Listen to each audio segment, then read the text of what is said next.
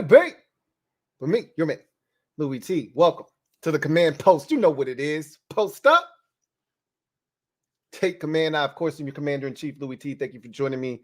Busy day around these parts as the Washington Commanders continue to be active today. Now, we knew that Ronald Rivera would be relieved of his duties. That was done early this morning. We've already talked about that. We got information on how this process would kind of work. We talked about that a little bit. We got a little bit more information, a little bit more insight, though, after Josh Harris had his press conference roughly at 1 o'clock this afternoon. It was about 18 minutes or so, roughly, and it was chocked full of good information. And I first of all, I love Josh Harris. Glad that he's our owner. And he's so diplomatic, right? I thought he did a beautiful job of answering what needed to be answered and then dancing around the stuff that didn't, right? So they tried to lob a organizational question in the context of name, uniforms, that sort of thing, tried to go into that realm, that sphere. And he was like, yeah, nah, that's cool. But as you can see, we busy right now trying to actually win on the field, which is, like, again, that's music to my ears right now. Don't talk to me about nothing but winning on the field. Okay. Too much of this organization's past has been spent talking about winning off the damn field. All the shit that gets done in March and April and May. I want to talk about the things that are going to translate to September and October and November and December and January and February. So that seems like, look, this year was rough. I don't want to have another season like this. And we're in the process of trying to change that, essentially. So love that. And just to go through a lot of what was said from Josh Harris, let's kind of start at the top. So he kind of opened up by thanking Ronald Rivera for, his time here and him and his wife and everything that they've done for the organization, and talked about, look, it's a results-based business. They didn't get it done. He talked about that there was this pact essentially between he and Ronald Rivera and really the fans, but we didn't give a damn about that pact. We were willing to break that shit once we lost to the Bears. Hey, you can go ahead and fire this man right now. But he didn't break the pact, and that's what's important. Is he said that I essentially assured Ronald that when I came in here, I was going to give him a year to see if he could win. And Ronald knew what was up, and he's been around this thing for a long time, and he knows that this is a results-based business, and he didn't get it done. And so 4-13 wasn't good enough. Changes have to be made. And so here we are. As for the people in the building, which was a big topic of discussion this morning amongst us, he said, look, right now, we're just going to allow them to continue to do their jobs until otherwise notified. These guys are all professionals. And, I had pseudo brought this up this morning, like, hey, what if somebody wants to interview one of our guys for their jobs? Like, you not firing them immediately kind of holds up their process. These people all have to find jobs, and not that they couldn't remain here. There's a possibility that the next group comes in here and doesn't fire everybody. We've seen full regime changes where the running backs coach survives, the special teams coach survives. It's happened here, right? Where we shifted from Gruden to Rivera, and some of the coaches stayed on board.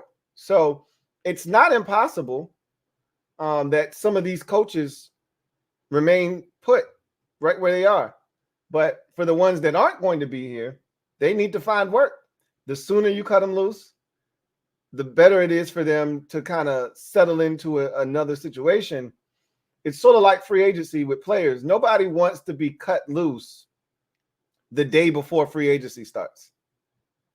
You want to be cut loose well before that, so teams know that you're available, so you can start gaining interest and setting up meetings and things of that nature.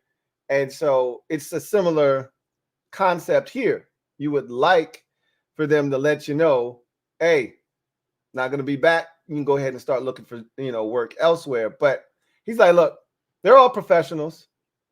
They know how this works. And right now we're not looking to do anything until we get everything settled. The next group will come in here. They'll figure out what they want to do, and then we'll move from there. So, which is what we were pretty much told anyway. So no new news there on that front. They asked him, well, how many candidates are you looking to interview? And he was like, yeah, I'm not really looking to get into the specifics of all of that, which is what you should say. That is the right answer, right? We've been dealing with loose lip Ron for, the last 4 years, where you ask him a question like that and he might not tell you the exact number, but he'll talk for, 6 minutes about, how much interest is in the position and, all the candidates that, are qualified. And you're like, bro, you didn't have to do all of that. And by the time you're done, you're like, well, Ron named 7 dudes, so maybe it'll be interviewing 7 guys, right? So he was like, and they asked him about a time frame, which was probably his most interesting answer, because I loved it, because what it speaks to is, hey, we don't have time to be here bullshitting around. If we're looking for the best of the best, guess what the best of the best have? Options. Okay. They're not sitting around waiting for Washington. Like last year, remember, we sat and pretty much waited for Eric Bieniemy. And so all the good candidates were gone because we were sitting there twiddling our thumbs. And not that anybody was dying to come to Washington, because as I mentioned last year, you're trying to hire someone into a situation where the coach that is hiring you could be fired next year. And look where we are a year later, Ron Rivera is fired. And so putting yourself in that position, uprooting your family, moving to a new destination that could be temporary, isn't a really attractive situation for people. But now, obviously, with the situation being what it is now, very attractive, because this is a 4 to 5 year opportunity potentially for whomever is hired, right? So it's a little bit different this year than it was last year. And obviously last year we were only looking for an offensive coordinator. This year we're looking for a head of football operations and a head coach thus far, as we know. So he talked about this process being expedited because of the nature of what we're trying to do, which is bring in the best of the best. And when you're competing for the best of the best, you're not the only ones. You need to be fast in how you go about your business, because you want all the options to still be available to you, and the pool that you're choosing from to still be full when you make the decision. The longer you take, the longer you wait, the more opportunities are out there.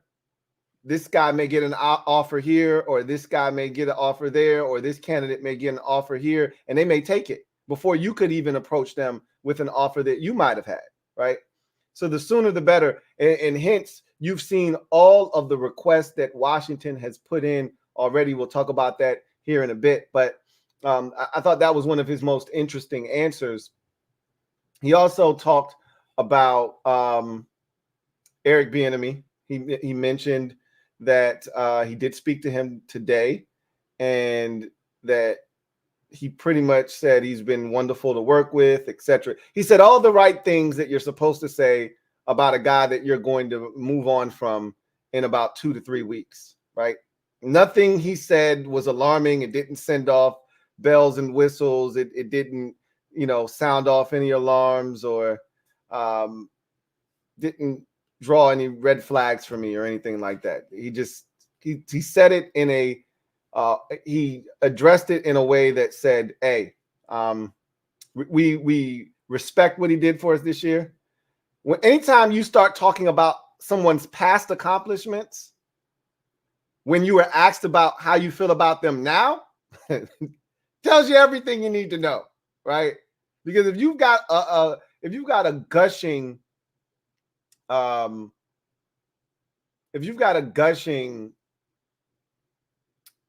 take on someone, and you're blown away by the job that they've done, and you're really interested in keeping them on board,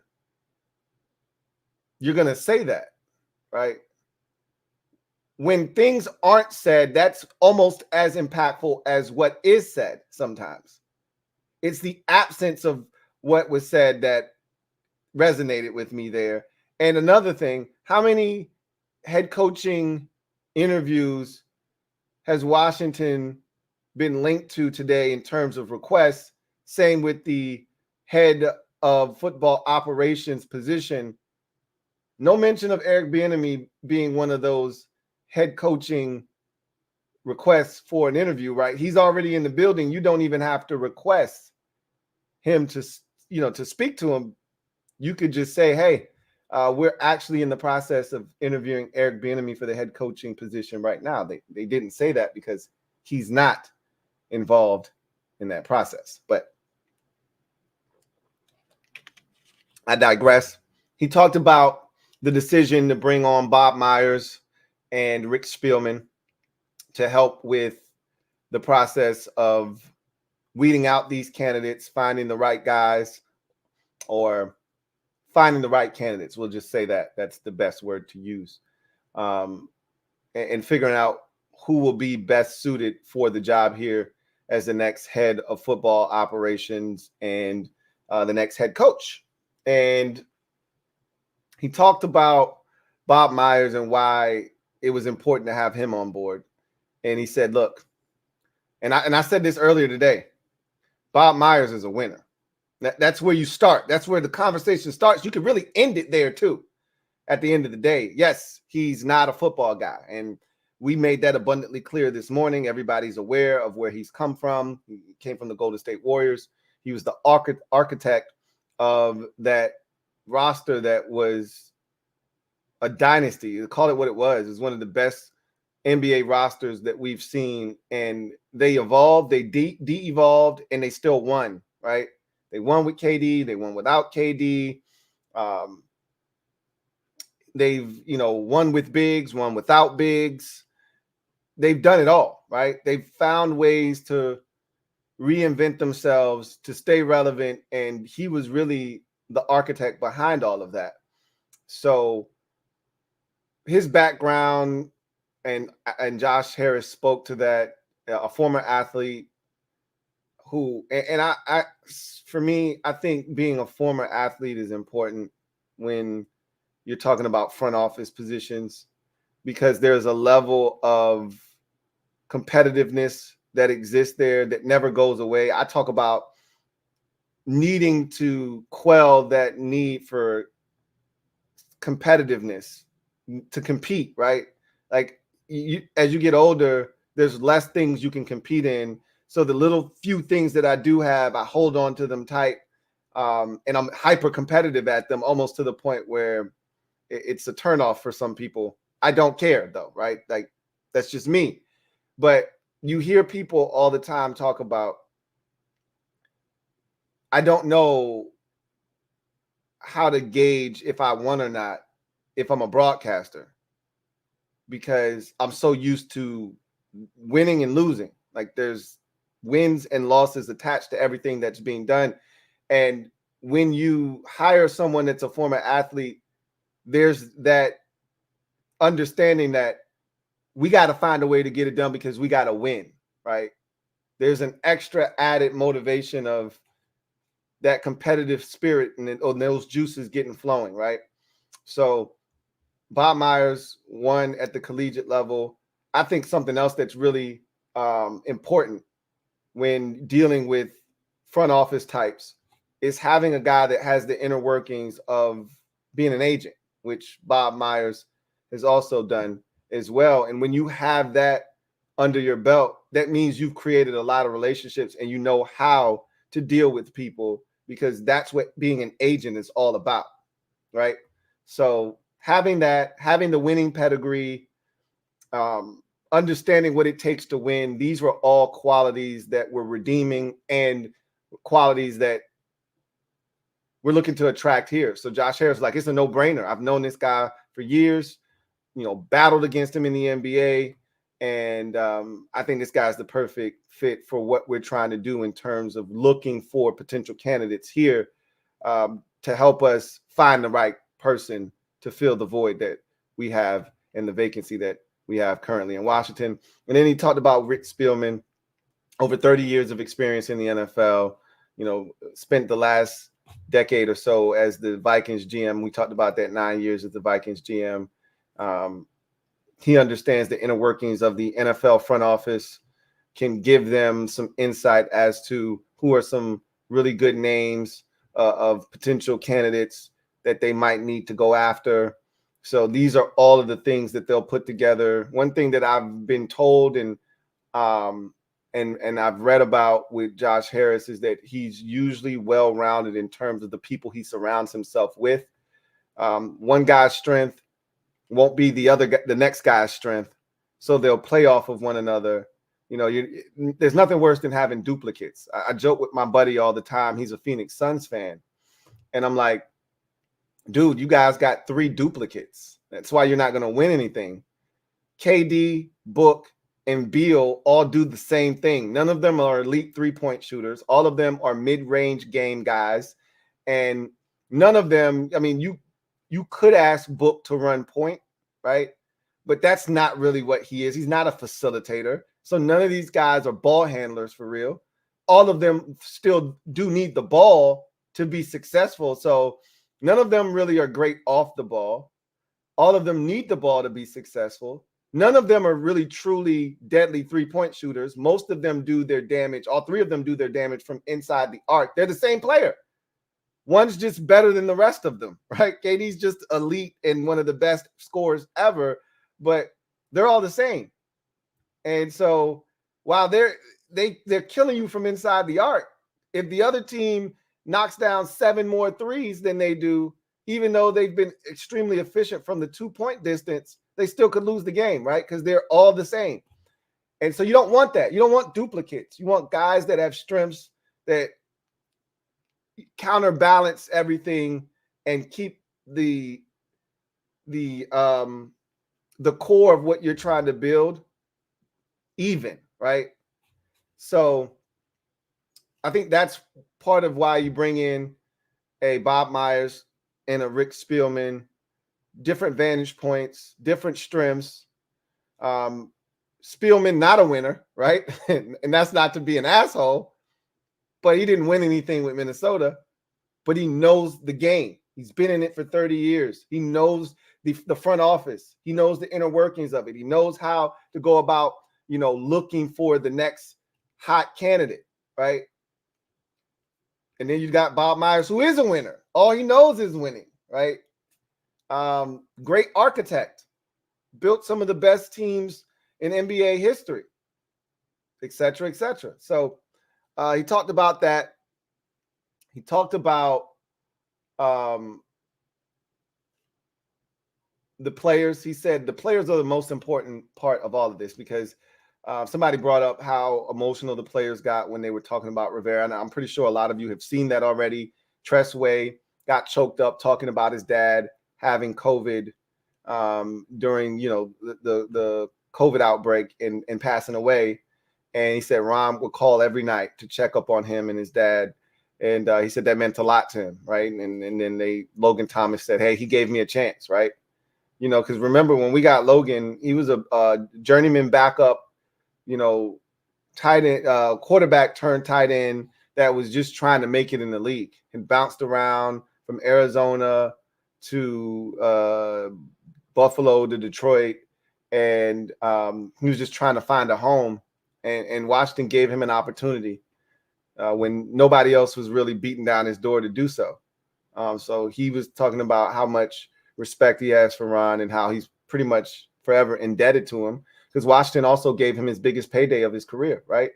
So Deron Payne pretty much echoed those sentiments. Like, hey, he gave me a shot. He drafted me. He was always upbeat, you know, and a guy that kind of kept the morale and the spirits up of the guys in the locker room, even when things weren't as sunny out, right? So we've never doubted how good of a guy Ron was, right? We always said we felt like he was a leader of men.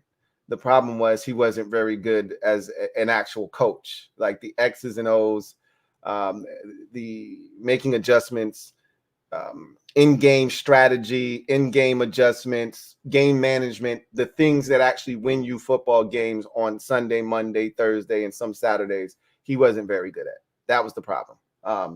But in any event, he talked about how players are important and how this is a great, you know, destination this year, how we've got a bunch of draft capital.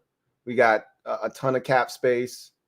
And this is going to be a place that they look to turn into a perennial winner, as I like to call it, a triple P. And that this process here is where it begins. And while this is important, and this is the biggest offseason, as he said in his statement, getting players here is the most important thing, because as he said, those are the guys that actually win games. Coaches don't win games. The front office doesn't win games. The players on the field actually win games. Now, all of that is closely and directly connected, right? There's no way of getting around it. But to his point, coaches can only do so much. They can only put you in the positions to succeed. You still got to go out and make plays. And so the players are the most important part of all of this. You know, he of course, he acknowledged the fans, talked about us showing up, even though he did acknowledge that they sold out every game. But there were a few fans from the other team here, which was a little, you made a funny. Josh made a funny. I see you. I heard your jokes. But he's like, we got to give him a reason to show up, essentially. And he said, we're making improvements. We're going to continue to invest into this organization, and we're going to get this thing where it needs to be, because we realized last year wasn't, you know, this past season wasn't good enough. So I thought that it was a great interview, a press conference, the first of which we've heard from him in 2024, and the first, obviously, since the firing of Ron Rivera. And by all accounts, they're going to move swiftly here. Now, again, you can't interview a head coach until the 22nd of January. So literally 2 weeks from today is the first time you'll have any access to a coach face-to-face. So while they can request all these interviews, the likelihood is nothing will get done at that particular position for at least 2 weeks. Meanwhile, these GM interviews can get popping ASAP. So as of right now, let's see the ones that I can remember. And if I miss any, you can fill in the blanks for me out there. But we heard that Washington has requested to speak to the following GM candidates. Alec Hallaby of the Eagles, Adam Peters of the 49ers. And I think that is the first interview that's going to take place. I think, if I'm not mistaken, his interview is set for Tuesday. So tomorrow, I think, if not tomorrow, Wednesday for sure. So that one's coming very quickly. Ian Cunningham of the Bears, who I've been talking about a ton this offseason. They've requested an interview for him. Mike Borzingi from the Chiefs. They've requested an interview with him. So 49ers, Bears, Eagles, Chiefs. I think those are all the candidates right now off the top of the dome that they've requested from a GM perspective. And there'll probably be a few more if I had to guess. Head coach wise, we've heard and the Ravens, one of their personnel guys, I think they requested to speak to one of them. I know that they requested the Ravens assistant head coach and defensive line coach, Anthony Weaver, for a head coach interview. They requested Raheem Morris for an interview from the Rams. They requested both offensive and defensive coordinators for the Lions, Aaron Glenn, the defensive coordinator, Ben Johnson, the offensive coordinator, for head coaching interviews. They requested, I think there was one or two more that I saw that they requested. I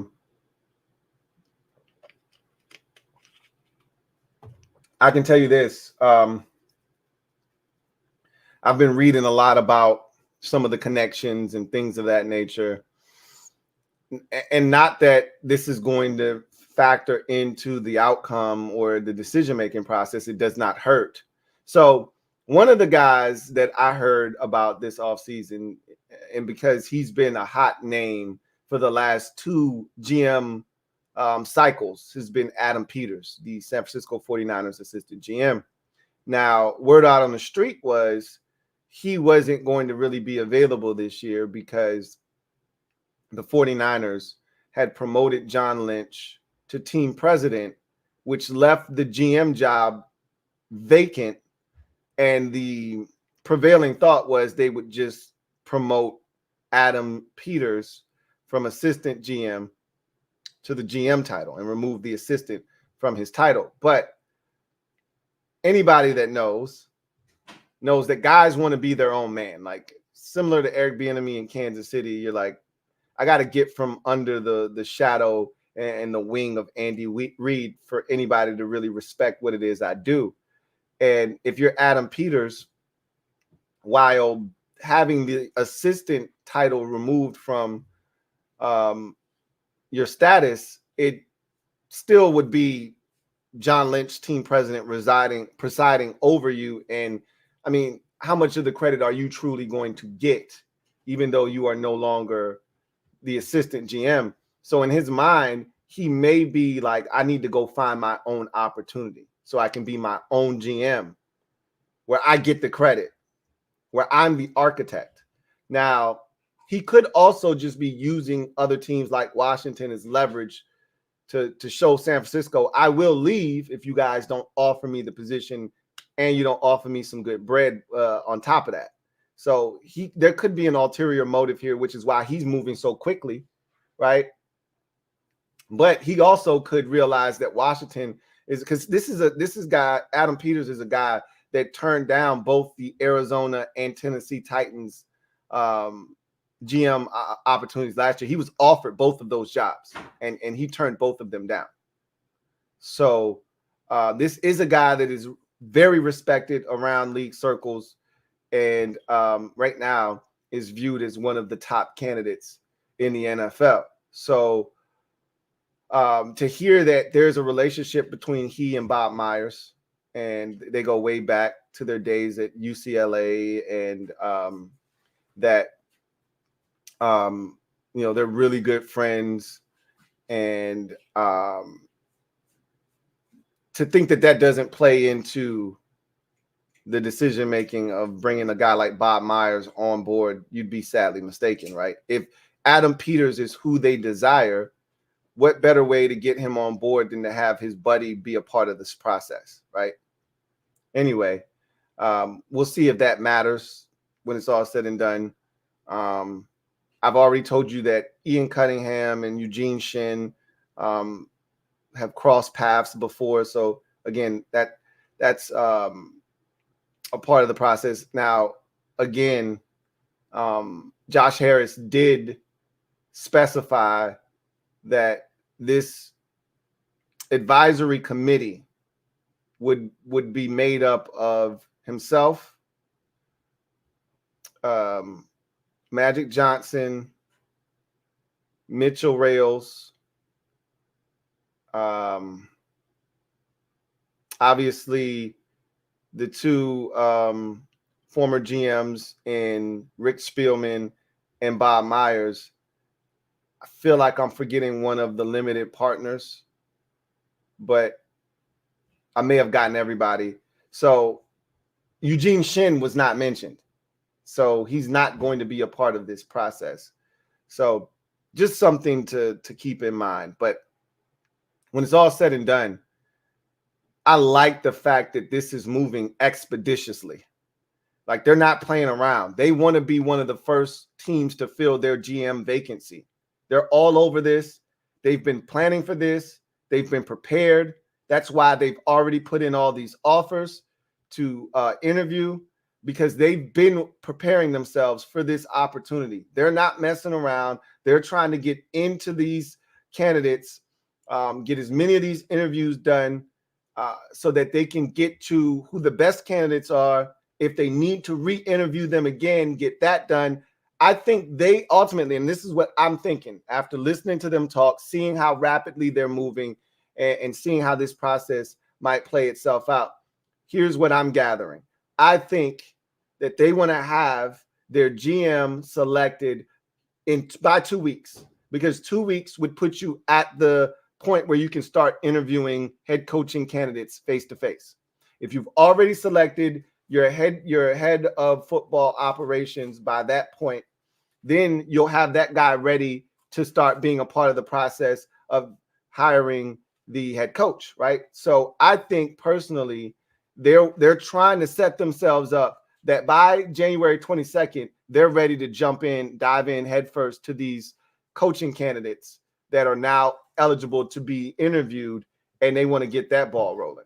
So in my mind, you're trying to knock down as many of these GM candidates interviews as possible, so that if you need to double back and interview them again just to make sure you're making the right hire, you can do that within the framework of those 2 weeks, so you can get that hire done and then really focus your attention on hiring the head coach. So that's kind of how I see this playing out right now. Maybe it's more than a 2-week process for the head of football operations. But with them interviewing Adam Peters tomorrow, I mean, they're not messing around.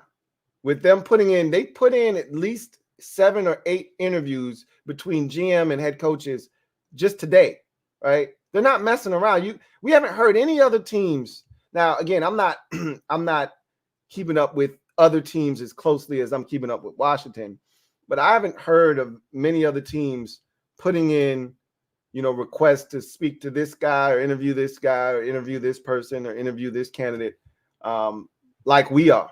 So, but then again, there are only 4 vacancies right now: Carolina, Raiders, Washington, and the Falcons, right? And the Chargers, 5. So it's not like it's a whole heap of vacancies, but I mean, 5 is still a lot by Black Monday. So whatever the case may be, at the end of the day, I think this is going to go very quickly. Let me clean up something I said earlier. I said some ignorant shit earlier, and I need to specify what I meant by it, and kind of backtrack a bit and take my foot out of my mouth. So I said earlier during the day that they were trying to satisfy the Rooney Rule by interviewing Raheem Morris, and that wasn't fair to him, because I know he's going to be a strong candidate. First of all, let me just say this: you do have to satisfy the Rooney Rule. There's no way around that.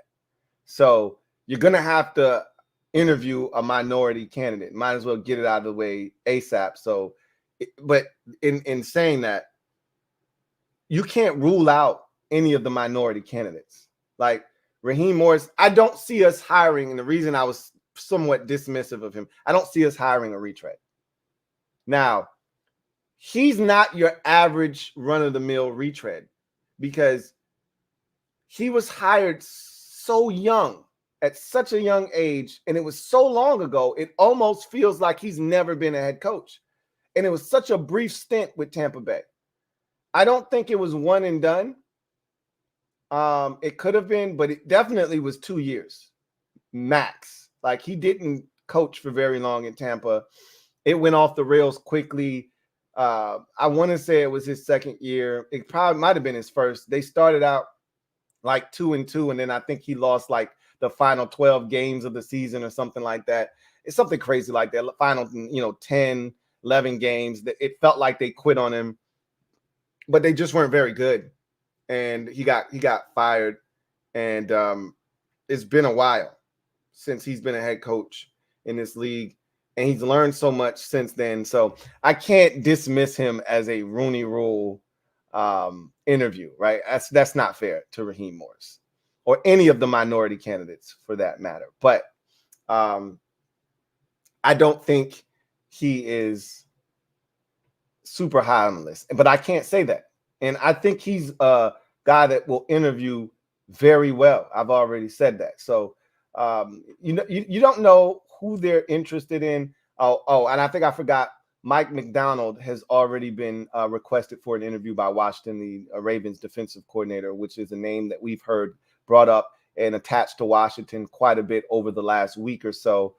He has also been requested for an interview. So Washington is not playing around, and we have to start wrapping our brains around. Too often we get caught up in what it is we want, like especially draft time.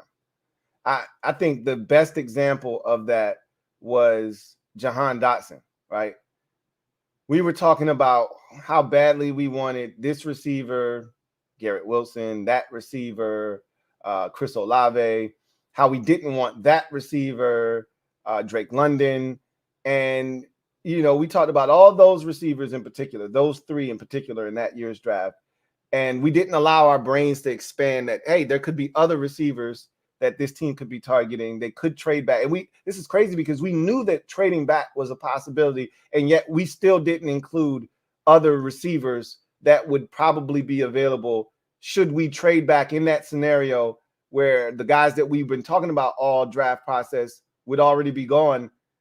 We never even brought up a guy like Jahan Dotson. We were so fixated. Even Jameson Williams was a guy that we talked about coming off of an injury. Would you be interested in him? Never did we bring up Jahan Dotson. And that's why a lot of you didn't like the pick initially, because you didn't even know who Jahan Dotson was, or you really weren't thinking about him. And you found yourself being super disappointed when he was actually a really good football player. I don't want to do that this time around when it comes to this process. So while I really want Ben Johnson, my mind is open to any and every candidate. While I would really prefer an offensive-minded head coach so that I could, maybe circumvent the issues of having your offense run the way you want it consistently because you're the one calling the plays. I said this earlier today. We've heard this from other people. You just want the right guy. And I just feel like it's so much harder with we're going to put this theory to the test. If Bobby Slowick gets a job this year, and he may not, he might not one and done it, but we've seen guys one and done it before, and he's definitely a candidate that I think is qualified to be a one and doneer. And if that does in fact happen, we're going to put that theory to test, because a large part of the success of the Houston Texans this year was the relationship between Bobby Slowick and CJ Stroud, and what they were able to do from a standpoint of his skill set and his talents and the fit of the offense, and the two meshing together very well. You strip that away from CJ Stroud, and again, the likelihood is there's somebody on the staff right now that they'll elevate should Bobby Slowick move on, if Slowick doesn't pull that guy along with him. If you're smart, though, if let's say you're the quarterback's coach and Bobby Slowick is like, I want to bring you along and be my offensive coordinator, which is a better opportunity? Go with Bobby Slowick, who's probably going to call his own plays, or stay in Houston and keep the party going and see if you can't be the next guy up in line to get a job because of the success of the Texans offense. To me, it's a no-brainer, but you just never know, because we've seen guys, i.e. like Zach Taylor, go with Sean McVay, be a figurehead offensive coordinator or quarterbacks coach and get a job just because of the success of Sean McVay. So you just never know how those things work, but it's risky. I think it's a risky proposition to go defensive-minded head coach, but success is success. And we don't really give a damn how it's achieved and by whom. You just want it. I just think if you're looking for the consistency that comes with winning in this league at a high level, the best ones are the teams who have offensive-minded head coaches, i.e. Andy Reid, Zach Taylor in Cincinnati have been two of the most successful. Sean McVay in Los Angeles with the Rams. These are the teams that win consistently, that have won the Super Bowl, that have been at Kyle Shanahan, that have been in the NFC, AFC championship games. Same thing with Green Bay when they had Aaron Rodgers, Matt LaFleur in the NFC championship game almost every year, it felt like. The teams with that background, with their head coach as an offensive-minded guy, are the ones that seem to be most successful consistently around the NFL. You'll get a defensive guy that'll, peek his head in there every once in a while, but it's the offensive guys are where it's at. So I would hope that they would take that into consideration. They're smart guys. I would assume that that's something that you discuss, but it's all about finding the right guy. And if Mike McDaniel comes in, blows you away with his interview, talks about the direction he wants to take the organization in, and you're floored by his presentation and how this guy presents himself, and you say, this is the guy, this is the leader that we're looking for, this is the guy that we think can lead us into the future, then you hire him, and you don't look back. You don't think twice about it, defensive guy or not, right? So we'll see what happens.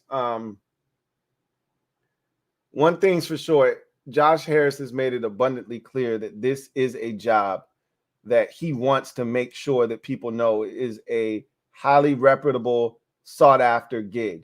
We've got resources. It's a different day here in Washington, and we're not looking to settle for anything less than excellence. That, as a fan, that's all you can ask for, man. It's like, no more of that mediocre shit that we've been doing. Let's get to the brass tacks of why we suck.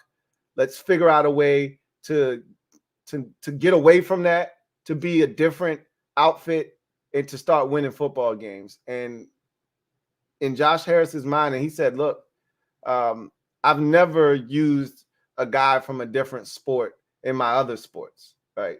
Somebody asked him, well, did you use a football guy for basketball? Did you use a baseball guy for hockey? Like, have you ever done that before? And he's like, you could tell he's like, that's a bullshit ass question, but I mean, what am I going to say, right? I've never done it before. He's like, no, I've never done this before, but winning's winning, right? Like, and I feel the same way. Winning's winning, right? Like, this is why you brought on Rick Spielman, to fill in the gaps for where Bob Myers might not be as well versed in the NFL universe. Winning is winning. And it takes one to know one. So if I'm interviewing a dude and I know what winning qualities look like, this is a guy that hired Steve Kerr, then and remember, I want to say, and I can't be 100% sure of this, but I want to say he was the one that fired Mark Jackson and hired Steve Kerr. And that was a ballsy move, because Mark Jackson was the one that really got that team to where they were ready to win. And it's almost like they felt like he couldn't get them over the hump. They needed a guy like Steve Kerr to do that. That's a ballsy move and decision. I'm not sure. And I don't want to credit Bob Myers for doing that, if in fact that's not charged to his account. So I'll just say that I'm excited about the direction. I'm excited about how rapidly things are moving. And I think when it's all said and done, we're going to be one of the first teams to have our, front office vacancy filled. And I think we might be one of the first teams to knock out our head coaching vacancy as well. Like, they're not effing around. I'll just tell you that much right now. Anyway.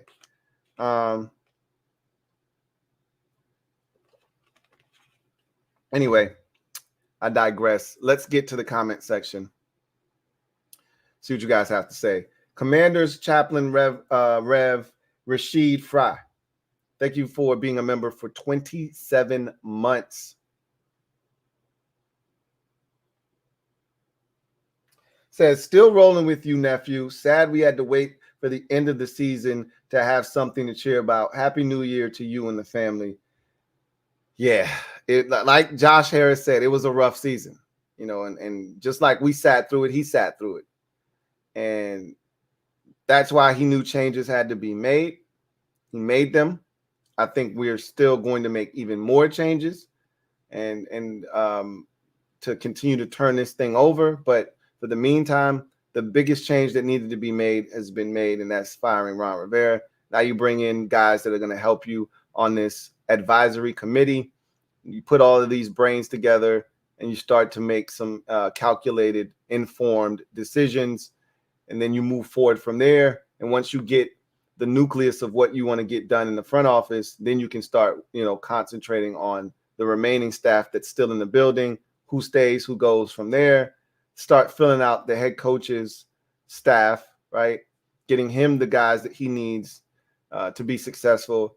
And then we turn our attention aggressively to free agency, our own roster, and then, of course, the draft. So,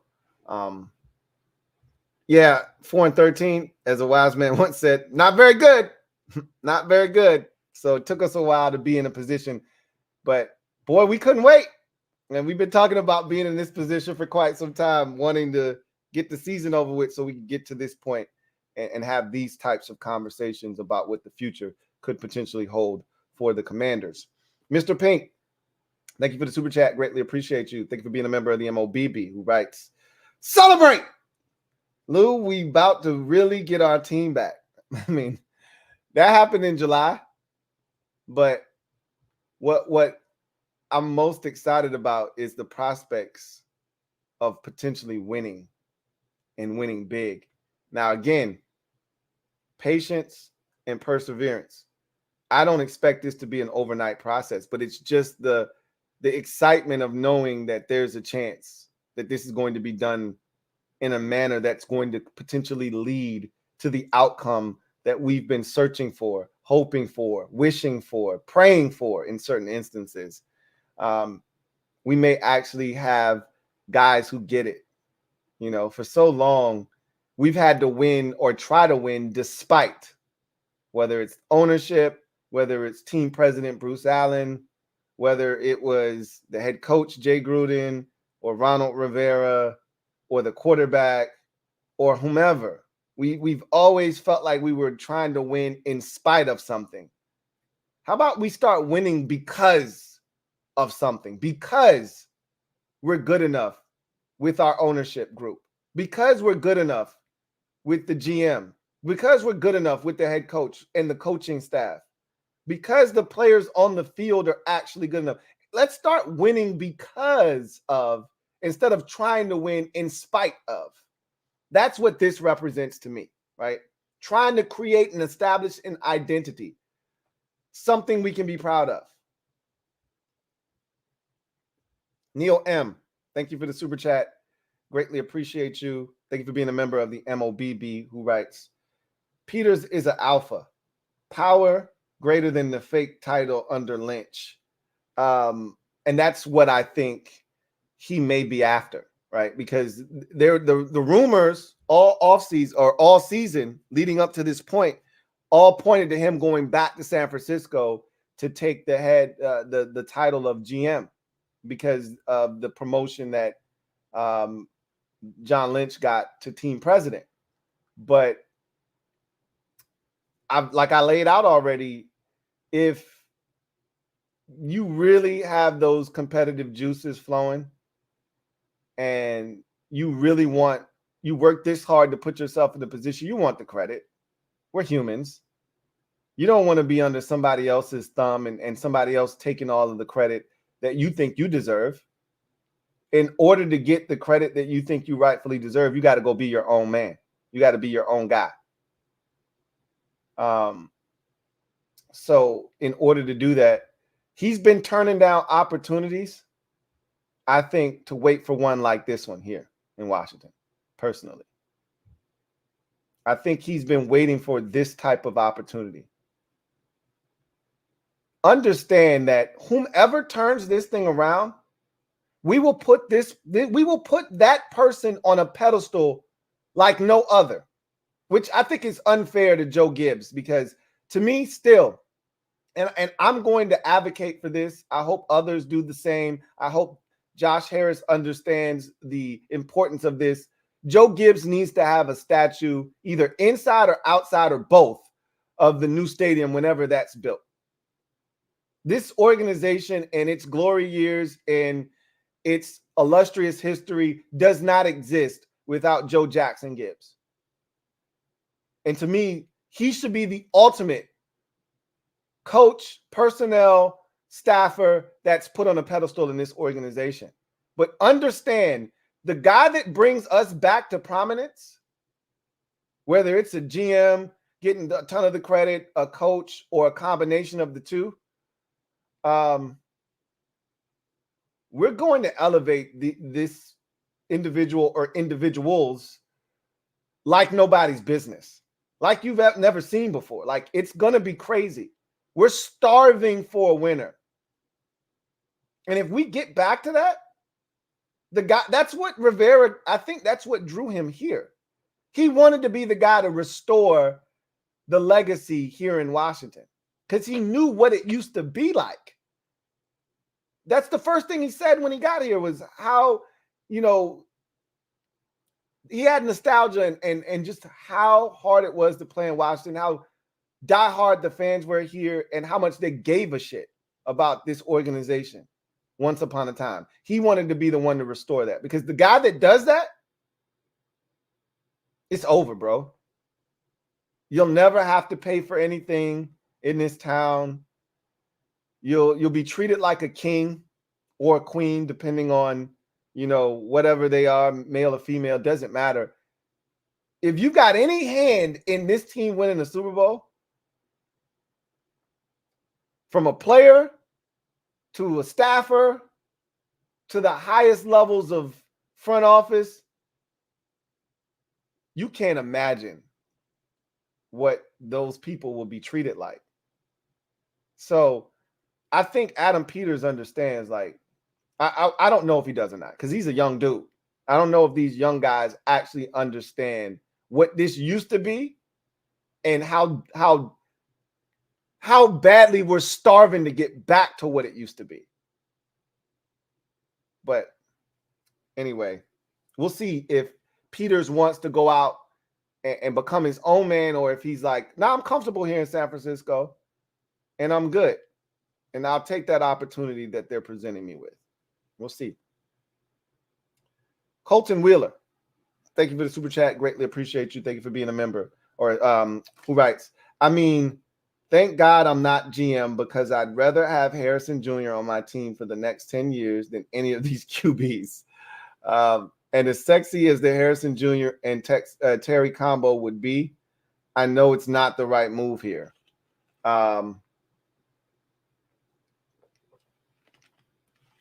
that, my friends, it's what being a front office member is all about. Being a GM in particular is all about. Doing what is right versus doing what is sexy. Because the two are not the same, obviously. And you got to understand where your organization is at that time.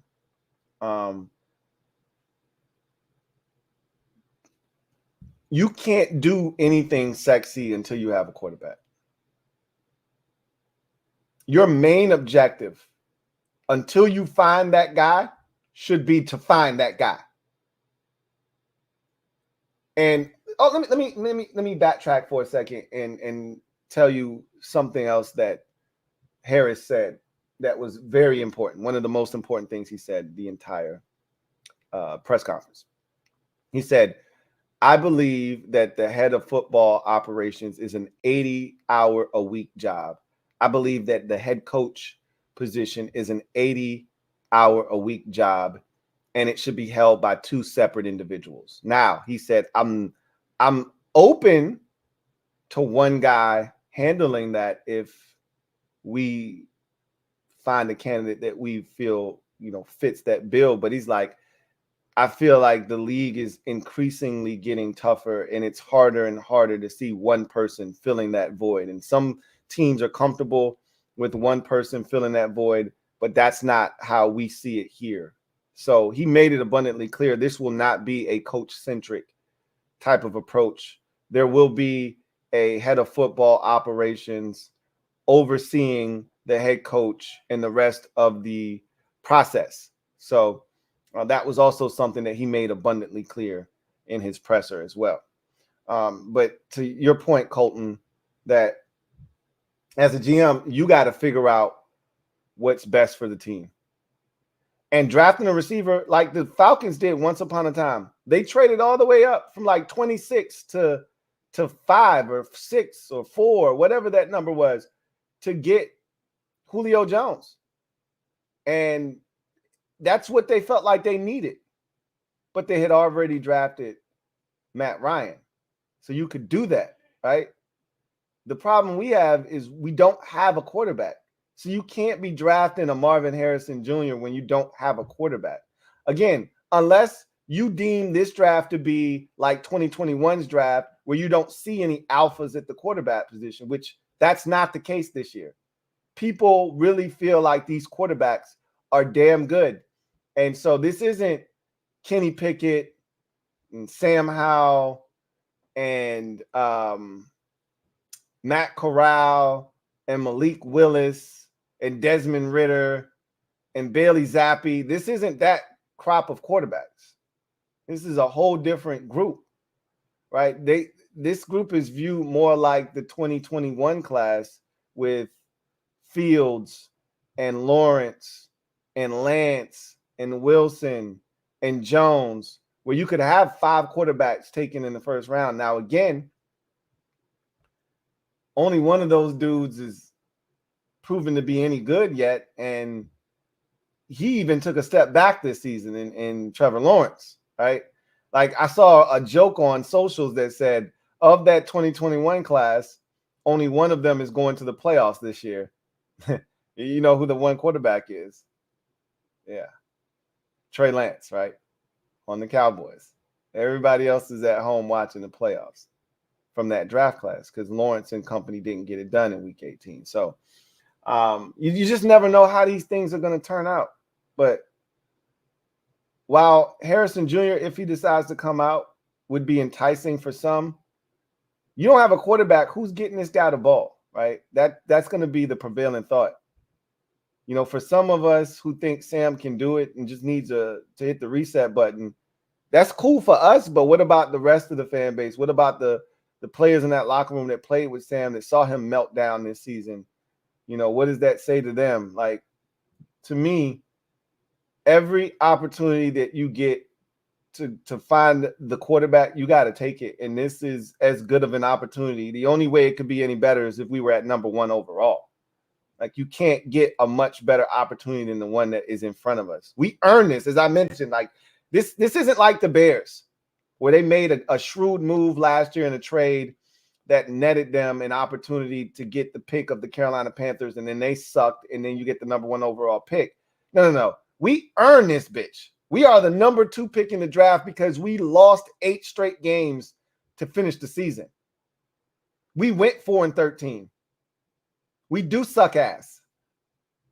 And so you got to take the quarterback. If one of them presents themselves as a guy that you think you can build around and be a franchise guy, you got to take him. Mr. Pink, thank you for the super chat. Greatly appreciate you. Double up. Thank you for doubling up. Who writes, what do we do at 2? Take May, trade for Fields, O-line. I think you're taking a quarterback. Now, what quarterback they take So somebody sent me Peter King, a snippet of his article where he said he thinks the Braves are going to trade the #1 overall pick. Now, I read the entire statement. I don't remember how long ago it was from, though. I don't know how, because that could have been a snippet of Peter King's article from a week and a half ago, 2 weeks ago, or hell, even last week prior to that Bears Packers game. I think that, I mean, if it came from this article written this morning after that Packers game and he still feels that way, cool. I don't see any way that the Bears decide to move forward with Justin Fields right now. And personally, a lot of people were putting stock into that Packers game, and that's cool. I just think the overall body of work between the injuries, the lack of consistency, and, you know, just feeling like, hey, I think I know what Fields is about. I think I know what he's capable of, but you're not quite sure if there's a high enough ceiling that you can win and win big with him. I think you gotta swing for the fences. You gotta try and hit a home run, and that's what a lot of people are saying when we talk about Sam Howell. And I get that concept. Like, Sam Howell might be good for a double, and there's nothing wrong with a double if that's what you're into. But if you got a chance to hit a home run or get a guy with power that can hit 40 home runs instead of hitting 17, then you got to go get the guy that has the opportunity to hit 40 bombs. That's where we sit in the draft at #2 overall. You got a chance to swing for the fences, and you can't settle for a contact hitter here. Like, you got to try to knock the ball out of the park because you're in a position to do that. So I can't see a situation in which they pass on taking a quarterback if you're the Bears, and I feel the same way about us. And if the Bears are thinking about holding on to Fields, we should be one of the first teams that contact the Bears.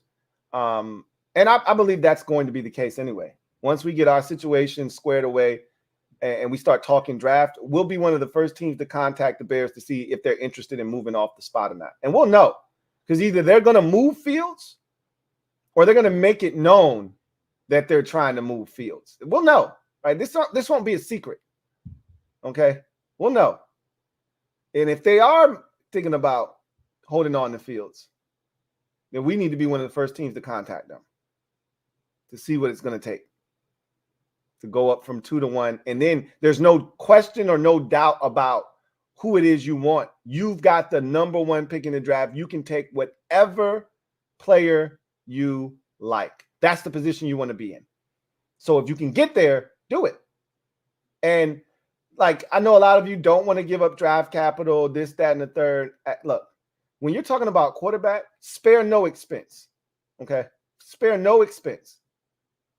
If you think this guy is capable of taking you to the promised land, spare no expense. Now, if you don't love a guy, and I can't stress this enough, and I've been saying this until my face turns blue, and I'm going to continue to say this.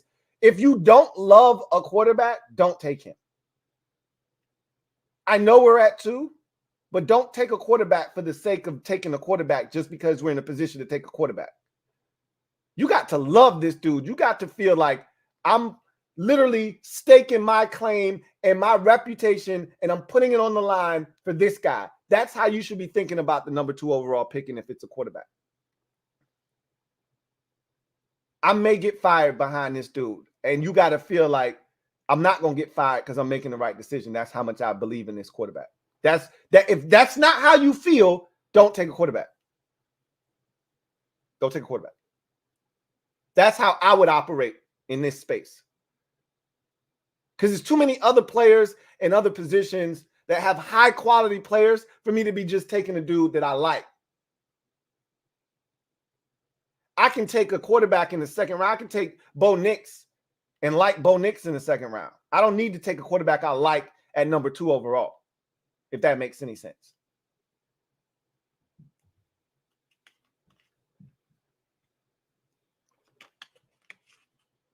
I don't see any way Washington passes on quarterback if they love any of the quarterbacks.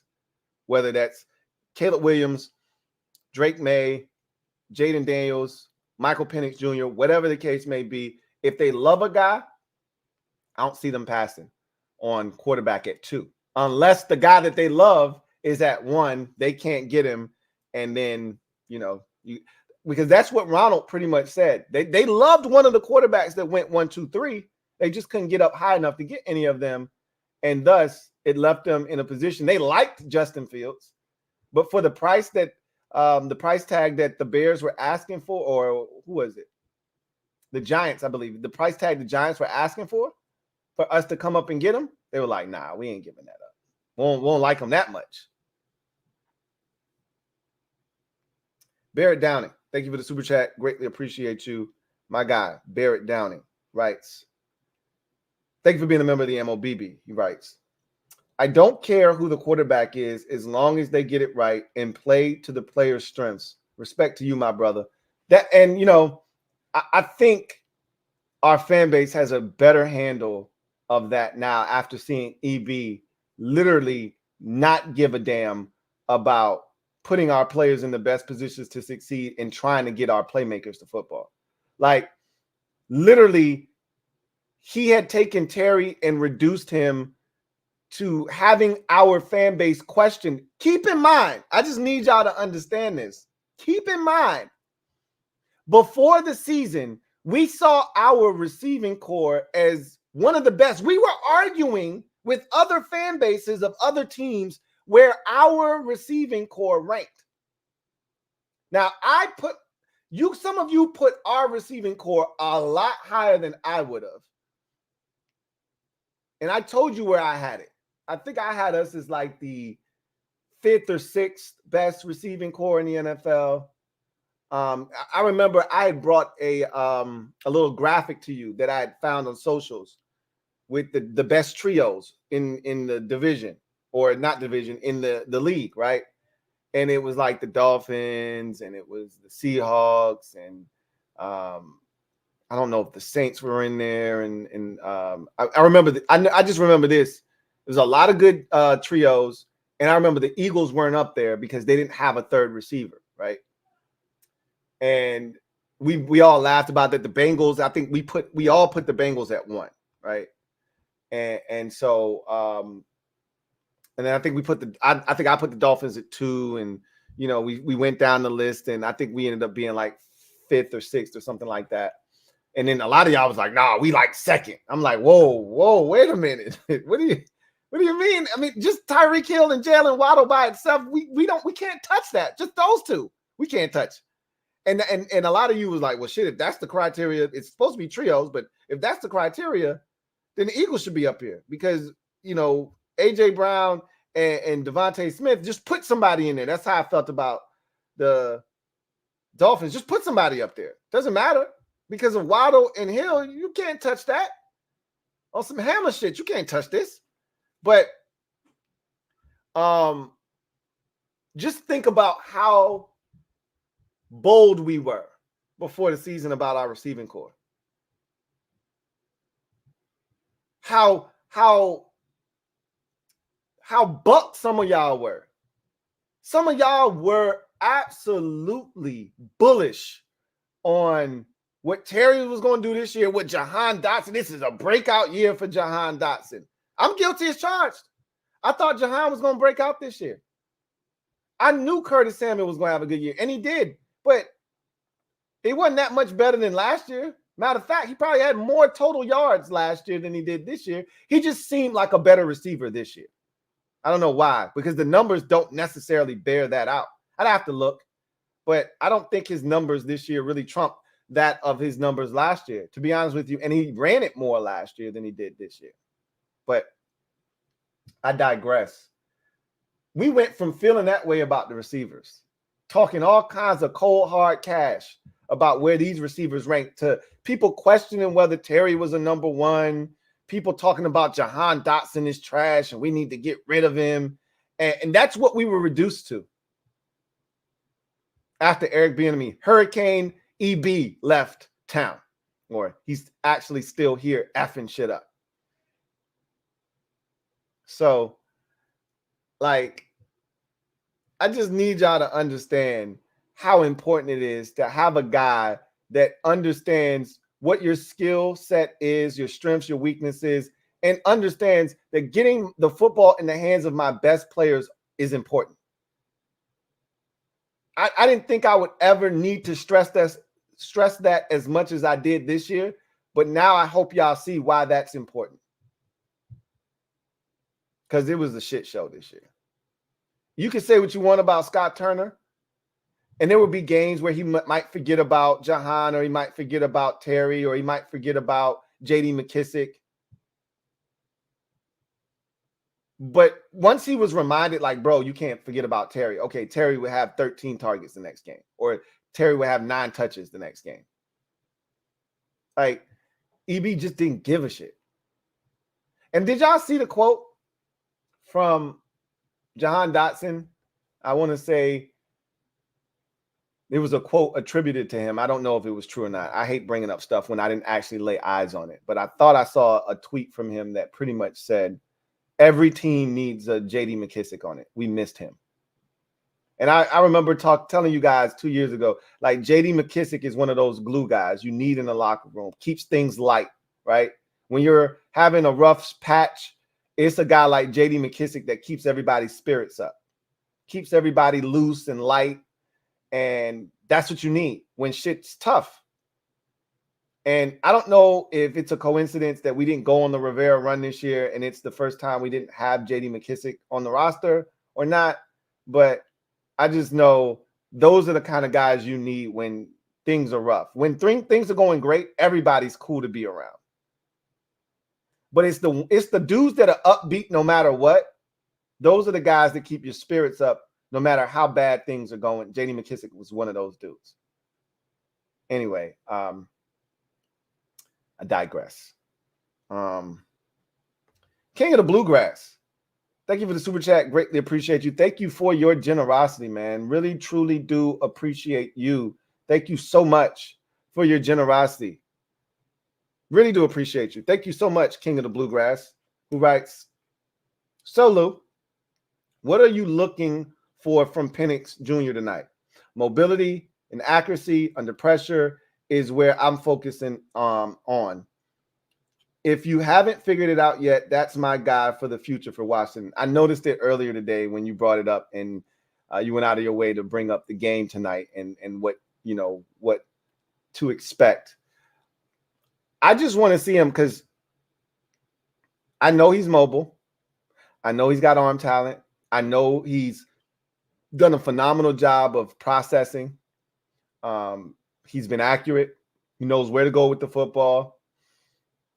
What I want to see is him just controlling the game. This is the best defense he's going to see. Michigan is fast on defense. They're fast in the secondary. And I thought he got away with a couple of throws against Texas. There were a bunch of dimes, but there was one that bounced off of the defender's hands into the hands of his receiver for a touchdown. Like, that might be a pick against Michigan. You know, some of those windows that have been open all season long because of playing against lesser competition. And look, not that Oregon's defense isn't talented and they don't have athletes. It's just not as good. This is a damn good Michigan unit. I don't think it's as good as Georgia's defense from 2 years ago, but I'd put it a step right under that Georgia defense from 2 years ago. That the one that beat TCU 60. Well, that's the one from last year. I think the defense the year prior when they lost one game but won the national championship. That was the one with Jalen Carter on it, still as a sophomore, and they still had and they had all those first rounders that year. That defense was stupid. That was the year they had the guy from Green Bay that went in the first round at linebacker, the kid that the Eagles took in the third round due to the injuries. They had Jordan Davis on that line. They had Jalen Carter on that line. They still had the number 1 overall pick that year, Trayvon Walker. They had so many dudes, man. That defense was loaded. I think this Michigan defense is a notch below that one. They got a lot of stuff on this defense that's talented. I don't think they have a great pass rush, however. Michigan does. I don't think there's no Aiden Hutchinson on this defensive line. I don't think. Could be wrong about that, but what they do lack up front, I think they make up for it in the back seven at linebacker and in the secondary. And so I want to see him make smart decisions, take care of the football, be extremely accurate, decisive, right? Avoid the big mistakes. Michigan is really taking advantage of that this season, forcing mistakes. They've been a really good third down defense getting off the field. Can he convert on third downs? That's going to be huge tonight, because even in the game against Alabama, while they didn't create a ton of turnovers defensively, they got off the field a lot on third downs, specifically early in the game. It wasn't until the fourth quarter where they had some breakdowns and they gave some stuff up when they gave up the 10 points. But before then, they pretty much had the clamps down on Alabama's offense, and they're fully capable of doing that. They've done it for the most part this season to all their opponents. So I want to see if he goes out there and he does what he's been doing all season long, I'll be super impressed. And anybody watching will have to walk away super impressed. But we're going to find out just how good he is. Rome Odunze is. We're going to find out just how good this Washington offense that has been one of the powerhouses of college football this season. We're going to find out how good it is, because generally when great offense meets great defense, usually great defense wins. So two immovable objects are supposed to be meeting.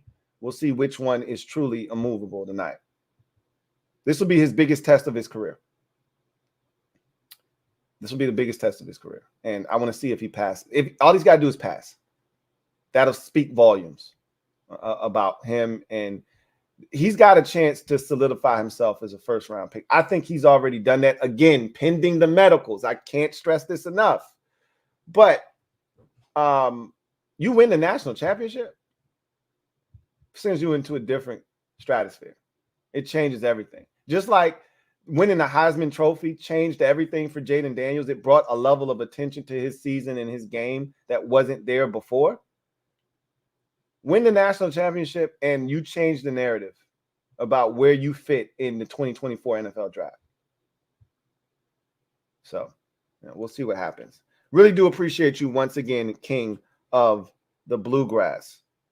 We'll be live after, so we'll be able to chop it up. I'm going to be live after that game tonight, so we can come back and we can talk about what we saw, and we can chop it up and talk about your favorite quarterback prospect in this draft class. I'm guessing it is. I know that's the guy you said you want for Washington. It may not be your favorite, but that might be the one you may think is most realistic for us to get our hands on. I'm assuming it's your favorite. He's your favorite prospect at the quarterback position in this draft. Tito Williams, thank you for the super chat. Greatly appreciate you. Thank you for the super chat, Tito. Appreciate you.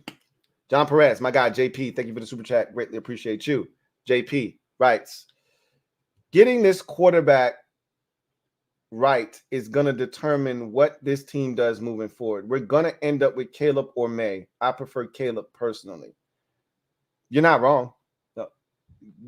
We after we get past filling up the front office, which I think is the most important thing we can do this offseason. Because again, getting the quarterback position right is half the battle. Probably a little bit more than half the battle, but we'll say that's half the battle. Because again, if you don't have that, you don't have a chance. But if you get the right GM, if you get the right head coach, I liken it to this. Here's the difference between having a Patrick Mahomes or a Joe Burrow or a Josh Allen or one of those types versus having a Daniel Jones, right? Clearly, there's a huge gap in discrepancy. But in year one of Joe Shane and their head coach, Brian Daboll, they came in and took that same quarterback that we called trash and looked at him funny and took that dude to the playoffs, and he won a playoff game. That's the importance of a GM and coaching. Like we all assumed this is a kamikaze mission that first year that they came in there. The Giants roster is shot. They got no offensive weapons. They're going to suck ass. And Joe Shane came in there, gave them a little something. It wasn't much. He did what he could do because they were hamstrung by the cap situation. They had no bread, no ends, right? So he did what he could do with the little bit of bread that he did have, and he drafted well enough, gave them a shot, but ultimately they devised an offense around Saquon Barkley and did just enough with Daniel Jones where he was able to be successful. Not too much, just enough. Played quality defense, but most importantly, their head coach set the tone by going forward in week 1 versus Tennessee, down 20-19 after scoring a touchdown.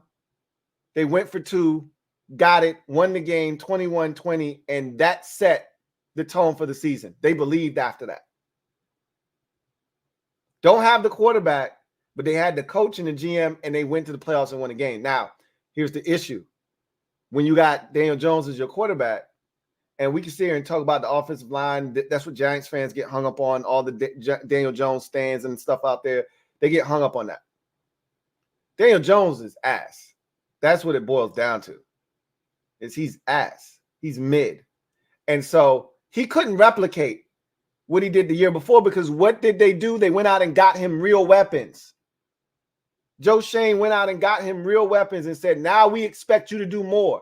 No more of this babysitting, spoon feeding shit we were doing last year. When they played against us in both games, this man wasn't taking shots down the field.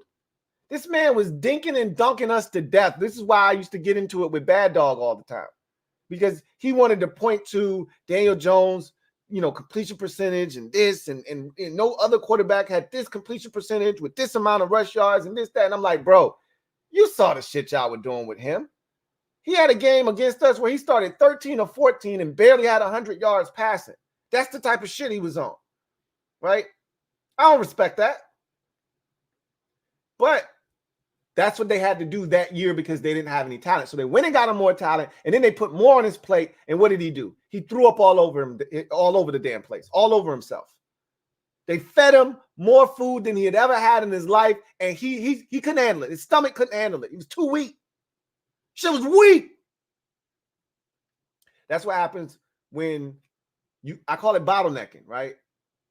You got your GM, your head coach, they got all this potential, and then your quarterback ain't good enough. So it cuts off the amount of production you can get out of your football team. In there lies the problem. Caleb or whomever we get at the quarterback position is going to be vastly important, but we got to also make sure we just came off a season where we saw how coaching matters, how it can dictate the outcome of games. Don't tell me that we couldn't have won more games with Sam Howell at quarterback, because I ain't trying to hear that shit. Okay? Don't tell me that we couldn't have gotten more out of this offense. Not trying to hear it. Don't tell me that this defense had it been coached better, because we saw that when Ron took over, this defense was better. Not significantly better, okay? We were still getting our asses handed to us every week, but it wasn't the shit show that it was under Jack Del Rio. We weren't giving up 40 points to the likes of the Bears. No shame in giving up 45 to the Dolphins and the Cowboys in back-to-back weeks. Yes, there is shame in that shit. There's no excuse to give up 90 points in 2 weeks. But if you're going to give it up, those are two of the offenses that you're allowed to give it up to, not the damn Chicago Bears. Okay. Anyway, it's going to be important. Caleb May, I've done that at least 12 times. And we haven't even gotten to February yet, and I'm already mashing the two names together. I got to get my life together. Drake May, Caleb Williams, it's probably going to come down to one of those two. Probably going to come down to one of those two. I agree. When it's all said and done. I know a lot of people are falling in love with Jaden Daniels, but I think it's ultimately going to come down to one of those two quarterbacks. Contour, thank you for the super chat. Greatly appreciate you. Contour writes, if Caleb is not there to trade back for Jaden. Again, beauty's in the eye of the beholder. If this GM decides that, see, this is the thing you got to be careful of. A lot of people always, and I always joke about this, but I be serious at the same time. So many people love the trade back scenario. That's what everybody wants to do. Hey, if you can't get your guy, trade back. Like you control all of that yourself. Like it doesn't take two to tango, right? But here's the thing. Understand that we're not the only team that needs a quarterback. There are a lot of quarterback needy teams in the NFL every single year, and this year is no different. So you start talking about trading back. How far back you talking? Because you say trade back and then take Jaden, like, you don't, like, if you trade back 2 spots, you might not mess around and F yourself out of an opportunity to draft him. Like, I'm not telling you he's going top 3, but he could. He could. I'm not telling you he's going top 5, but he could. Like, let's not act as if the possibility of somebody else that you're not even thinking about coming up and getting a quarterback doesn't exist. The 49ers didn't have a top 3 pick in the year that they came up in 2021 to get Trey Lance. They traded up to get him. You can't assume that you can trade back and still get your guy. In a perfect world, in a fantasy scenario where you make the rules, yeah, you trade back. It's everything's all good. You get your guy, pick up picks, everybody go home happy, right? That's not how this shit works. You know what I'm saying? That's not how it works. You trade back, you run the risk of, like, if you really truly like Jaden, you don't trade back, you just take him. You don't know what somebody else is thinking. The only thing you can control is what you do. You can't control what the other 31 teams are doing. So you trade back. The only other thing you know is what the team that you're trading back with is coming up to get. Might not be the guy that you want, so you feel good about that, but that doesn't mean, unless that's the next pick behind you, right? You go from 2 to 3, then you know your dude's still there because you know what that team's coming up to get. You already discussed that with them. But if you're trading back to 4 or 5, you don't know what the team with the 3rd pick is doing. You don't know who they're taking. You don't know if they're thinking about trading with somebody else. See, that's why you got to be careful with that. Red Wing 01. Thank you for the super chat. Greatly appreciate you. Red Wing 01. Thank you for being a member of the MOBB rights. I can't believe I'm saying this, but I'm glad the season's over. Now comes perhaps the most important offseason in a while. No one will be totally happy with all the moves we make, but in Josh we trust. Truer words have never been spoken. I can assure you that everyone won't be happy with all the moves that are made. I've already told you there's going to be a contingency of the fan base that doesn't give a shit what they do. If they don't change the name, they don't care. So there's going to be that, right, for starters. Then there's a contingency of the fan base that if they don't at least change the jerseys, I can't root for this team. You hear that kind of stupid shit. Then there's going to be another pocket of the fan base that is like, hey, if they don't take this quarterback, I'm done with them. Or if they don't take a quarterback, period, I'm done with them. You know, if they don't do this. So there's going to be, you can't please everybody. Somebody's going to think Jaden Daniels is the best quarterback. They take Drake May. They're pissed off. Somebody's going to think that Drake May is the best quarterback. They take Jaden Daniels. They're pissed off. Everybody's going to be pissed off if they got a chance to trade up to one and somebody else beats them to the punch. They might be saying to themselves, Caleb Williams is cool, but we don't think he's worth going up to get. We feel just as good about Drake May as we do Caleb Williams, so we're not going up there. Whomever's left, we'll take either one. We're at 2, so you can't box us out of both of them. And the fan base might lose their damn mind because we had a chance to bring Caleb Williams home, and we didn't. You're not going to be able to please everybody. And then there's another contingency, and I think you fall in this group. You rather just draft a tackle. There's a lot of people that just want to build up the offensive line. To hell with everything else. Build up the offensive line. That's their answer. Again, you're not going to please everybody. But to your point, in Josh we trust. That's where I'm at with mine. I'll have my opinions. And I will make them known. And I'm going to say them with my chest. And I'm going to say them with conviction. And I'm going to stand 10 toes down in what I believe. But guess what? Whatever they do, that's what I'm rolling with. And that's always been the way I operate. I didn't want Benjamin St. Juste. Y'all know that. I didn't like him out of Minnesota. I told y'all that. But they drafted him. What am I going to do? I'm going to roll with it. I was dead ass wrong about Cam Curl. I killed the team for drafting him in the 7th round. Crucified them. Even dead ass wrong about that.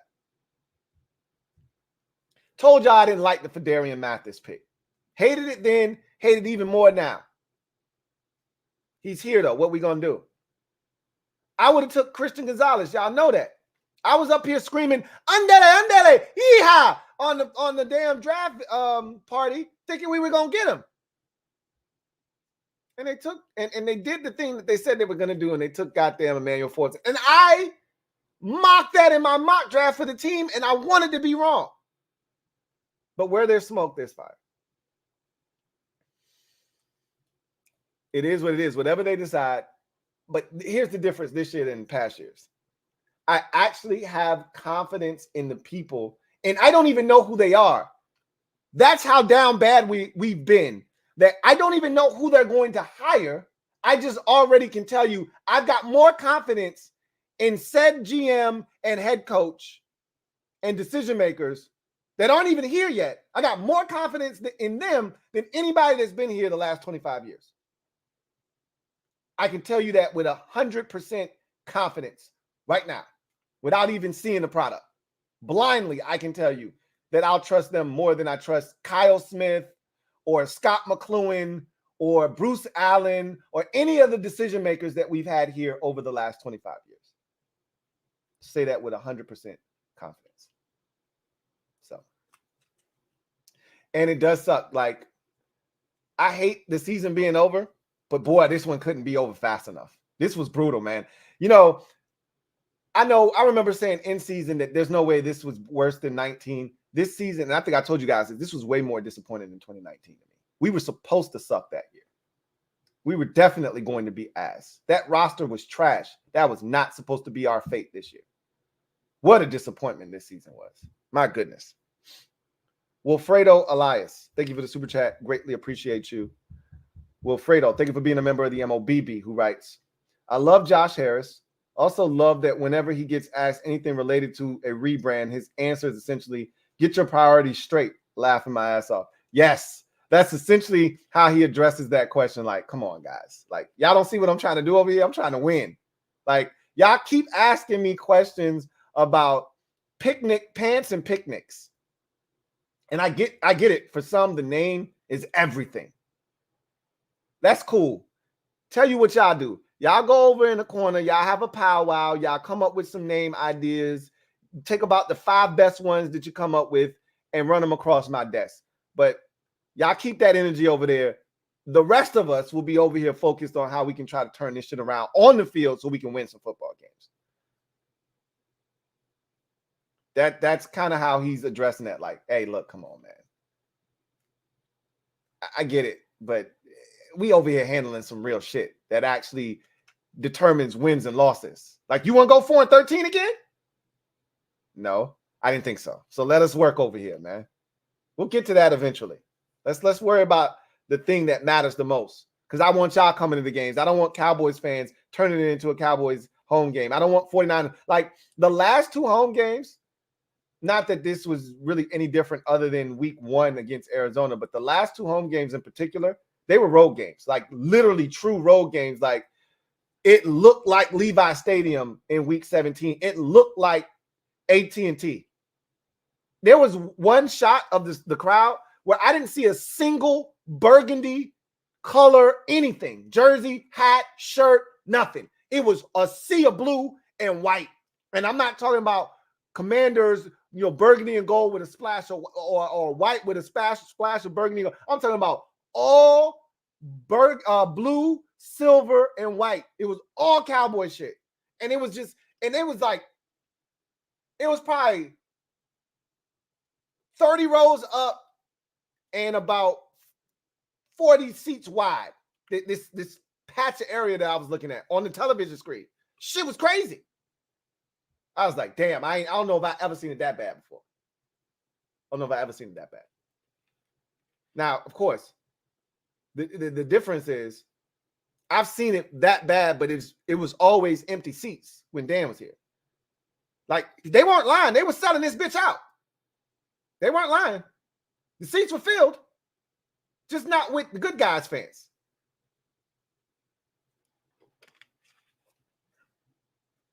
King of the North, thank you for the super chat. Greatly appreciate you. Thank you for being a member of the MOBB, who writes, UNC let May call protections and audibles at the line of scrimmage. That's rare in college, man. He was lights out versus the blitz, too. He's not Trubisky or Howell 2.0. I'm coming around on him. He has a high floor. One of the things that I think Sam has been slow to do is recognize where the pressure is coming from. Understanding where the pressure is. Like, I was so excited. That's what kind of got me excited against San Francisco. When he saw the blitz coming against the 49ers and he looked over to Terry and he went like this, and then he threw the deep ball to Terry for the 42-yard gain. That got me excited because that was the first time all season long he recognized pressure was coming and he did something about it. As an alpha on the football field, I don't need my coach to tell me what I need to do. You got to take it upon yourself to take those steps, to take ownership of what it is you're doing. You see the pressure coming, to hell with what the play call is. I'm going to look at my guy and tell him to run a slant because I know that's what's going to beat this pressure that they bring. If they trick me and they catch me slipping, all right, they got me. I'll learn from that mistake and we'll get them next time. But what I'm not going to do is let them consistently bring pressure, know my offensive line ain't good enough to hold up, and just keep backpedaling, waiting for 15-yard routes to develop down the field that aren't, and take a sack or find an incompletion and punt. Like, that ain't what I'm trying to do. And the sooner you find a quarterback that understands protections, pressure, what it means, how to beat it, you're going to expedite that process and you're going to be better off because of it. The quarterbacks that I watch on a consistent bit, like Josh Allen last night, they were coming after his ass. Like Vic Fangio said, hey, bro, here it is. We coming after you, big boy. Do something about it. And it took him a little while, but Josh Allen's like, okay, y'all gonna keep coming. All right, I'm gonna take my rookie tight end, Dalton Kincaid. I'm gonna have him break this route off, run this quick slant, this quick end, and I'm gonna get it to him. Like, y'all ain't gonna keep blitzing me like this. And eventually, I'm gonna take a shot. Y'all keep this shit up. And what did he do? He found Khalil Shakir down the sideline, beat press coverage, one-on-one against the blitz, got him down the sideline, down to the 2-yard line, right? Like, y'all keep coming if you want to. I know it's coming. I'm going to beat this shit. Pause. You want a guy that can identify pressure, know where it's coming from, and know where to go with the football. And the sooner you get a guy that can do that, the sooner you have a chance to be successful in the NFL. Took Sam, I feel like, way too long to figure that stuff out. And it didn't help that he was in 2 different offenses his first 2 years. It didn't help that EB shit wasn't very, I think, quarterback friendly, right? There weren't a lot of easy throws. There wasn't a lot of, quick checks. There wasn't a lot of, safe, easy, quick completions to keep the defense off kilter. There weren't a lot of runs. that kept the balance of the script. There wasn't a lot of runs that set up play action. There was a lot of things that put the onus squarely on the quarterback, and Sam wasn't ready for that shit. Didn't feel like it, at least. But it is what it is, you know. I'll get to all of that, and you telling me that is a great sign. But I'm gonna dig in. I'm gonna dive in. I'm so like caught up with the GM and head coaching search right now. Like that's kind of engulfed me, so to speak. So once I emerge from these two processes, I think that's when I'll really start to dive in heavy on the draft. We'll see. Will Diggs, thank you for the super chat. Greatly appreciate you. Thank you for being a member of the MOBB. Will Diggs writes, I was looking forward to MM departure more than Ron Rivera. So Martin Mayhew. I think, equally as excited for him getting the hell out of the building because he stinks. Like I told y'all, Marty Herney isn't the culprit for me. I want him gone too. But if I was told later on that he was going to stay, I wouldn't have an issue with that. Marty Herney wanted Christian Darrisaw, right? Like, he's a good talent evaluator. No one's ever complained about his ability to identify talent. They didn't complain about that in Carolina. His problem was the cap. He was terrible with the cap.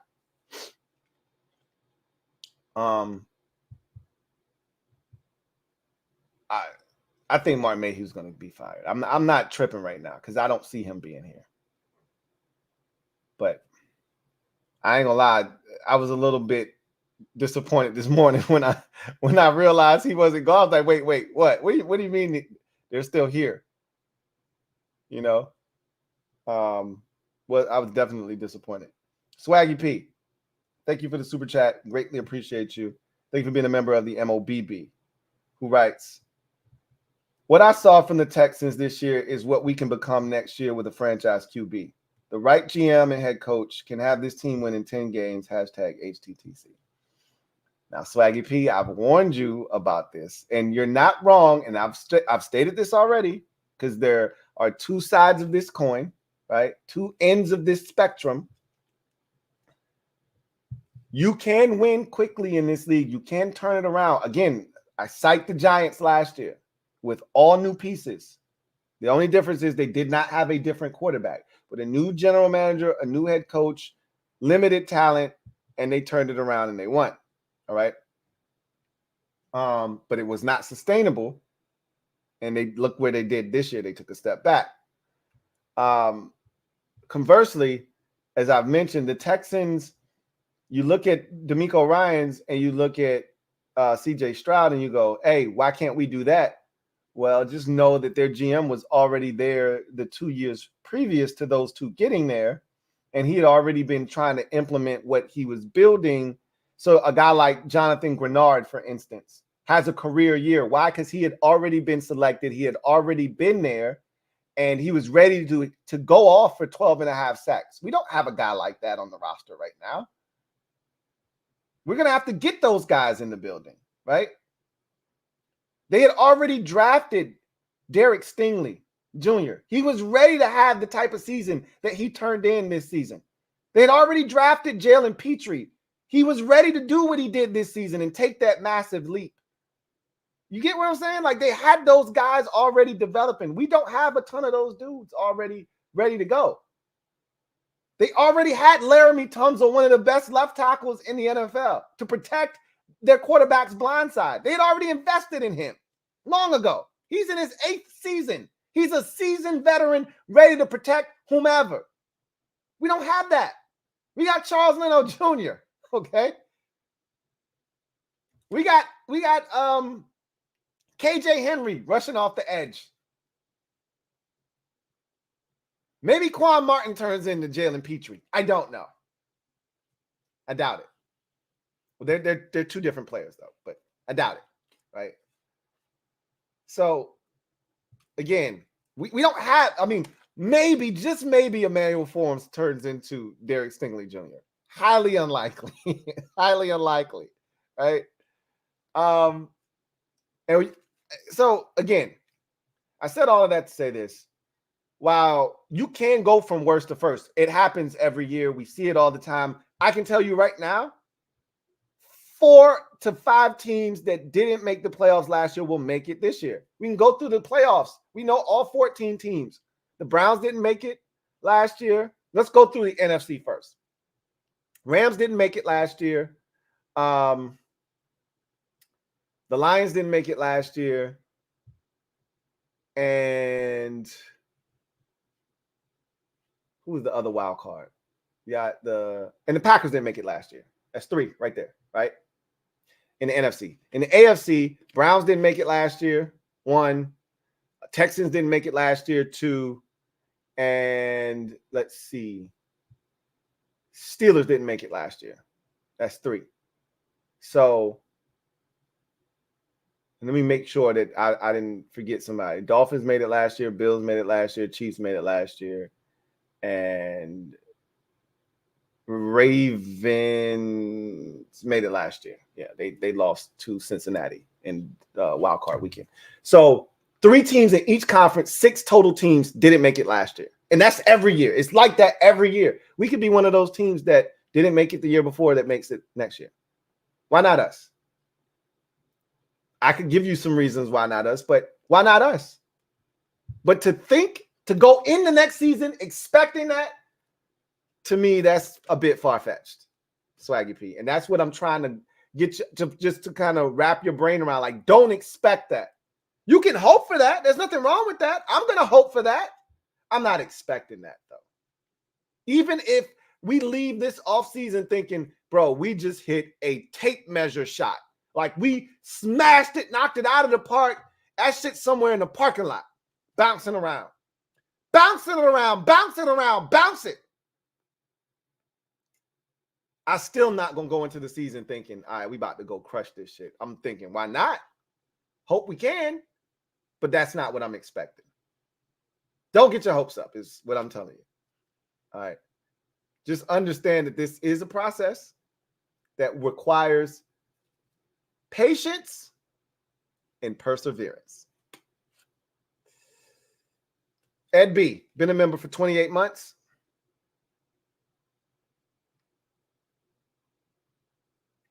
Who writes, optimism is returning to this fan base. Celebrate! Yes. Yes, it is. That's a beautiful thing, isn't it? Real optimism, not the shit that we were drumming up behind Carson Wentz, right? And Ryan Fitzpatrick. Not that bullshit. And Taylor Heineke. Not that shit. Some real shit.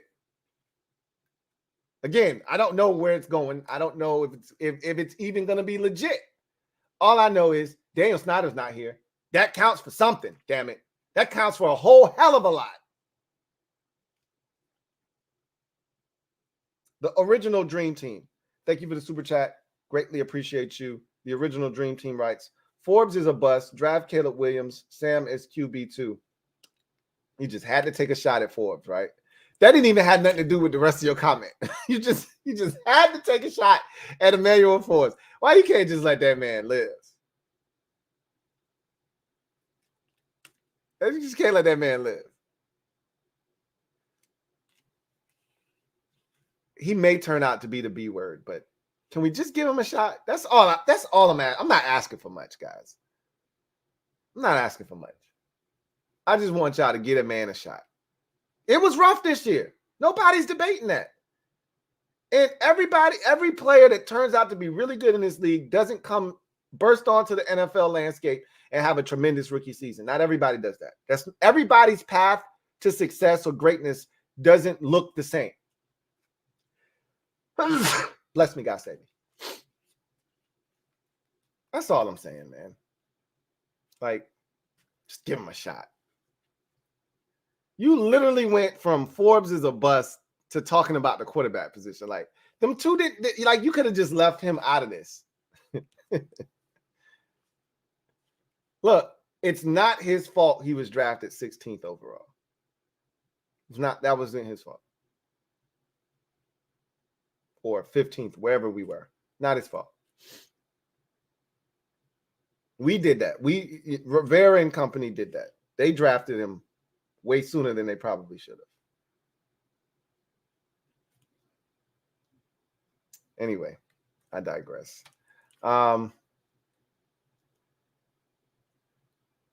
Today was a good day. It went exactly according to plan. I told y'all yesterday, one more sleep, and we will wake up, and it'll be like Christmas morning. Surprise! Gifts under the tree. And that's exactly what and they didn't make us wait. They didn't hesitate. Right out of the gate. Here we go. Let's get it. Let's go. Let's go. We off and we running. And all the information started to come out. And it's a beautiful thing. I'm excited. I'm looking forward to this offseason. It's finally here. And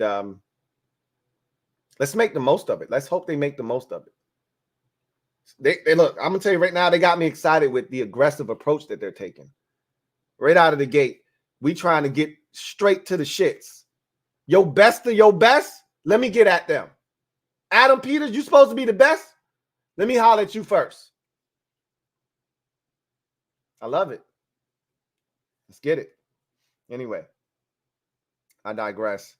That's going to do it for me, your man, Louie T, here on this installment of the Command Post Live. Love what I'm hearing from Josh Harris. He's put together this committee. We'll see what they are able to do when they assemble and what they ultimately decide in terms of these candidates. One thing's for sure. Everything that will be done this offseason will be done in a tactful, efficient, and in a manner that we as fans can be proud of, can get behind. When's the last time we've been able to say that? I don't know. I'm excited. Anyway, I'll see you guys after tonight's national championship game. That might be too late for some of y'all. You know, they be starting these national championship games late as hell, like college football games don't be lasting 9 hours and shit. But whatever the case may be, I'll be live after that game. Who you think gonna win? Let me just ask you that before we go. My money's on Michigan. I think Michigan's gonna win in a low-scoring affair. If this thing turns into a shootout, I think Washington has the advantage. That's what they have to do. They've got to turn this into a track meet. If they can do that, get Michigan uncomfortable, because I don't think Michigan wants to get into a 30. That's where Washington is comfortable. I can outscore you. They've done it all season long. They went to USC and outscored those boys. They outscored Oregon twice. They're comfortable getting into a shootout. Michigan is comfortable doing exactly what they did against Alabama, mucking up a game and keeping the score low, because that's where they're most comfortable.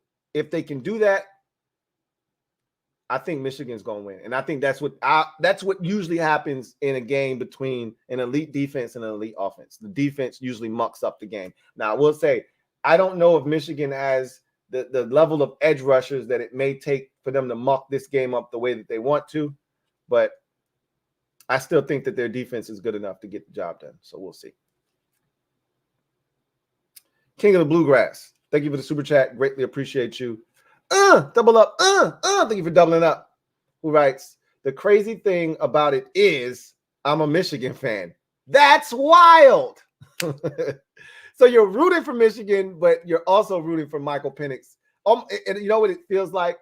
It feels like a lot of you fantasy owners out there, which is why I don't play fantasy football. You're rooting for your favorite team, but the guy that's on your team that you need 12 points from, 15 points from, is playing on the opposite team. So you need him to kick your team's ass so that your actual fantasy football team succeeds, but you still want your team to win. It's too much shit. My brain can't compute. It's too much for me. He says, and I am hoping that Michael Penix Jr. carves them up. Text how much I love him as our next quarterback. Leave no doubt. That is terrible. King of the Bluegrass, that is absolutely terrible. But I understand. I totally get the premise. I don't love it, but I get it. Anyway, I digress. You guys enjoy the rest of your evening. Enjoy the game tonight, and we'll come back and talk about it afterwards. God bless and good night.